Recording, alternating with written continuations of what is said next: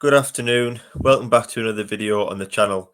So Barbara Krejcikova is the new Wimbledon champion, another Czech, following up from Marketa Vondrousova winning it last year. Krejcikova beat Jasmine Paolini in 3 sets, and it was a very fitting final to what I think's been a brilliant Wimbledon championships on the women's side.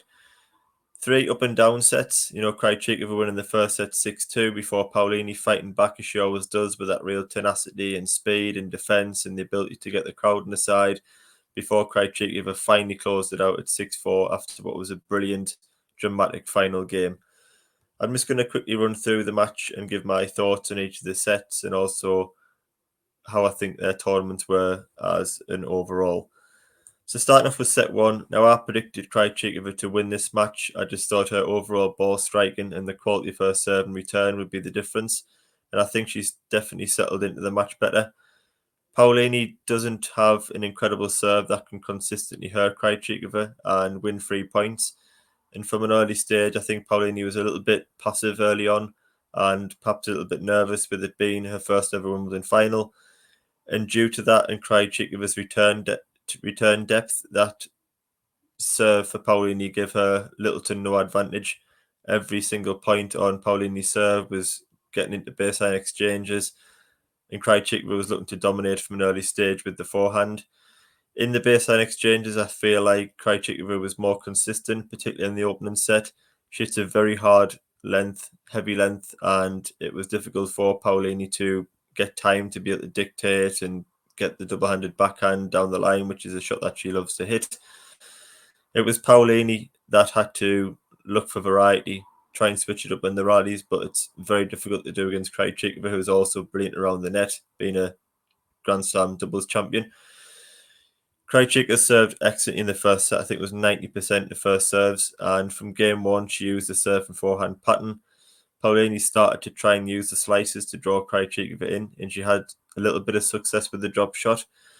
But as I've said, Krejcikova is such a good mover. She's so good around the net. She's very creative, brilliant volleyer, and she just utterly dominated with the forehand in the open court in that opening set. As I mentioned there, Paolini did start getting some success and winning some long exchanges by unleashing on the backhand and trying to rush the net and shorten the points, but ultimately Krejcikova's serve was bringing so many free points and the return was putting immediate pressure on Paolini, who didn't particularly serve great in the first set. So Krejcikova, she won the opening set 6-2, hitting 10 winners, 90% first serves. And at that point, it looked like it was going to be a very quick final. I thought it seemed an impossible task for Paolini to turn the match around. She just couldn't consistently hurt Krejcikova in any way. And Krejcikova was just so clinical. She wasn't missing a forehand. Her backhand had variety and depth. Her serve was brilliant. She was returning the Paolini serve with ease and aggression and being allowed to step in the court and dominate. And I found it very difficult to see how Paolini could adapt and turn the match around.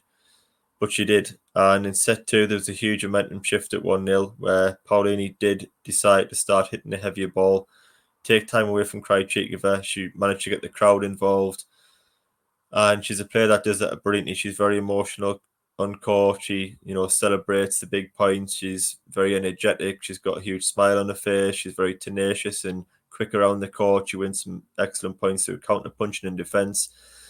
And she showed a real grit and determination and fighting spirit to get back in this match. And I think she deserves huge credit for doing that, despite the fact she didn't win the title.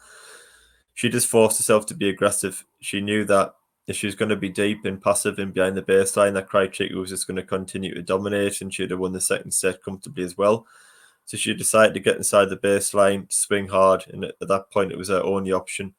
She had to gamble, go big, and it paid off.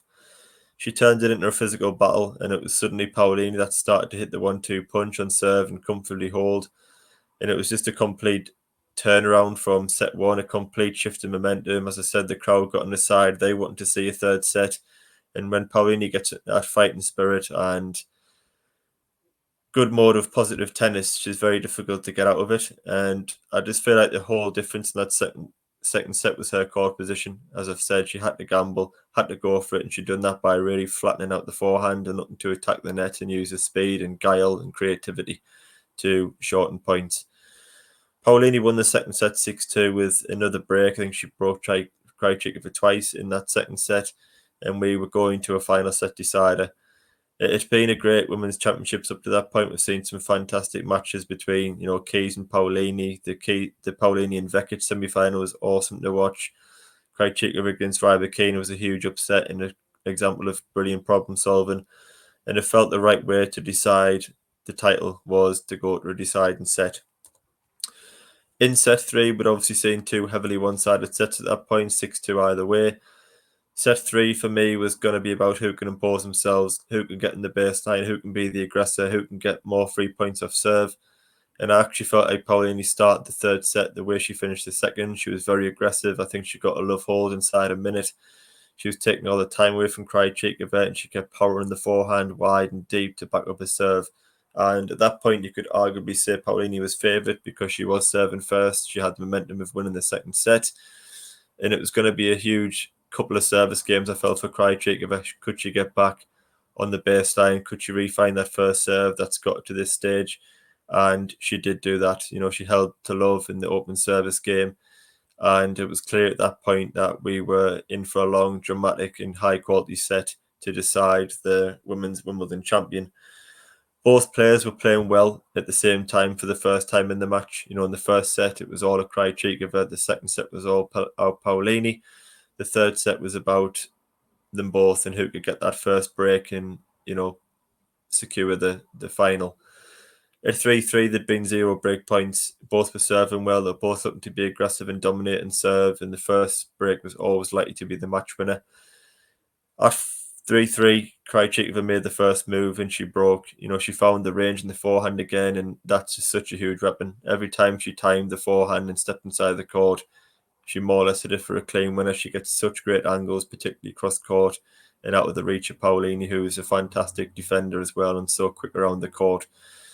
Paolini unfortunately double faulted on that break of serve after a failed challenge. Never a nice way to be broken, but Krejcikova followed it up with a fantastic service game. She really got back to work, firing down the forehand, firing down first serves, and it's such a simple but effective pattern to play. Paolini did manage to hold to force Krejcikova to serve it out, and it's obviously the most difficult game of the whole championships to win, is the final one to win the title, and it was an incredible game at 5-4. It looked to be all over at 30 love before Krejcikova, suddenly the nerves kicked in. She made 3 unforced errors. Then Krejcikova went long on championship point before playing a few excellent points from break point down to lift her first ever Wimbledon title. In conclusion, I think what a year for Jasmine Paolini. I said it before, probably her quarterfinal. I think she's undoubtedly the most consistent player in the WTA in the whole of 2024. Iga Swiatek obviously winning Rome, Madrid and French Open back-to-back is such an incredible feat. But Paolini winning her maiden Masters 1000 title on a hard court in February before getting to the French Open final on clay, before coming onto the grass to get the semi-final of Eastbourne, now the final of Wimbledon, making her top 5 debut. To transform your form from a hard court to clay to grass is so difficult, and a testament to just how incredible her fitness is, how she can adapt her style, the battling qualities, the winning momentum can do for a player, how confident she is in all aspects of the game. So although she'll be hugely disappointed not to win a maiden Grand Slam title today, I think she can look back on the first 7 months of this year with huge pride and take it into her US Open hard swing. Krejcikova, I thought, was a stunning performance today at times, particularly in that opening set. It's as good as I've seen anyone play in this championships. A serve and return were impeccable in the first set. She barely missed a forehand, hit so many clean winners against such a good, quick defender. A backhand variety, I felt, allowed her to get neutral in rallies, whether she was taking pace off or being aggressive down the line, and that being her route to attack the net. She done every aspect of the game excellently. She was very clear-minded. She had numbers of patterns of play. She executed fantastically well. Didn't allow Paolini or the crowd to really get into the match. And it was all around just a brilliant performance. From that point on, Paolini done an amazing job to turn the match around and make the match competitive and win that second set. After the first set, I didn't see any way she could do that. I think mentally fight back after such a tough and demoralising first set was testament to her fighting qualities and why she's got this stage. You know, she's been down and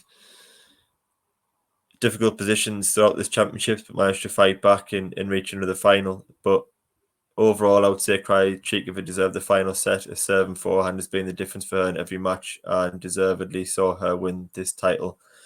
So a huge thank you to anybody that has tuned into my content of Women's Wimbledon this year. I hope you've all thoroughly enjoyed it. I've certainly been enjoying being back on YouTube and making these videos. They do take a lot of time, but they are something that I really enjoy doing. If you would subscribe to the channel, that would be greatly appreciated. I've got a couple of reasons there of why I do YouTube, and ultimately it's because I've got a dream to work in tennis media. So if you can subscribe to this channel, it does just support me and grow my community and grow my portfolio of work to apply for work in tennis. I will also be covering the Women's Tennis Olympics, US Open, WTA finals, and a number of other Masters events. So if you would like to tune into that content, that would be greatly appreciated. So thank you for watching, and I will see you on the next video.